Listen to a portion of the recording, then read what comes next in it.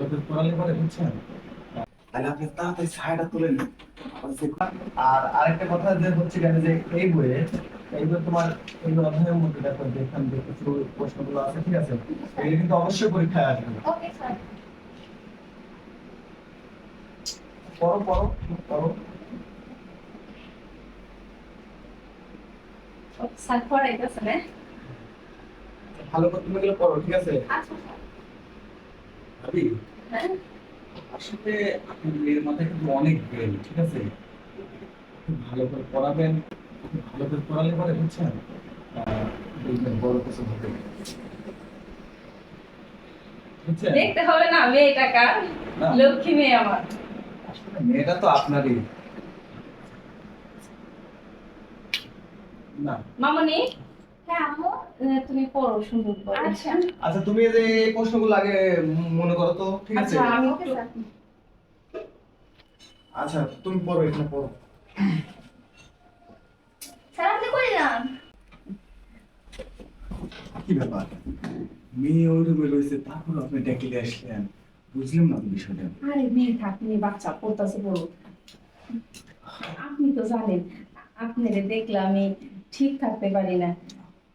ভাবি, আমি একটা কথা বলি, আপনাদের বাড়িতে আমি কিন্তু পরে বের আসি শুধুমাত্র আপনার লাগে, বুঝছেন।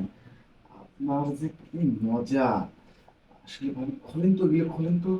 আরে খোলেন ভাবি, কি ব্যাপার খোলেন না কেন? এই যে কেমন করে। হ্যাঁ বলছি তো, তাড়াতাড়ি কাজটা করো, আবার আমি আসবো। আমি আজকে একটা কথা বলি, আজকে এই আপেলগুলো কিন্তু আপনি নিজে হাত দিয়ে আমাকে খাওয়াবেন, ঠিক আছে। হ্যাঁ। আর এমন করেন কেন আপনি? আপনি শ্বশুরের কারণে আপনি আমাকে দেখলেন না, আর এখন এই যে পর পর মনে করেন। না না, পর মনে করতেছি না। তুমি তাড়াতাড়ি কাজটা করো, আবার আমার মেয়ে চলেও আসতে পারে। না, আমার একটা শর্ত আছে আজকে। কি? এই যে আরেকদিন যে করলাম দুই পা কাদের উপর নিয়ে, ঠিক আছে, আপনি কিন্তু শেষে আমার বাধা দিছিলেন। আজকে কিন্তু কোনো বাধা দেওয়া চলবে না। আজকে আমি নিচে দাঁড়া থেকে, ঠিক আছে, আপনার পা দুটো কাদের উপর নিয়ে ঠাস ঠাস করে দেবো। বুঝতে পারছেন আমার কথাটা? আর আপনি কি করবেন জানেন? আপনার আপনি দুইটা আমার মুখের মধ্যে দিয়ে রাখবেন, তাহলে দেখবেন কালকে থেকে আজকে অনেক সময় বেশি থাকবো। আচ্ছা ঠিক আছে। হুম? ঠিক আছে। আচ্ছা তাহলে বেশি কথা না বলা শুরু করুন, শুরু করুন।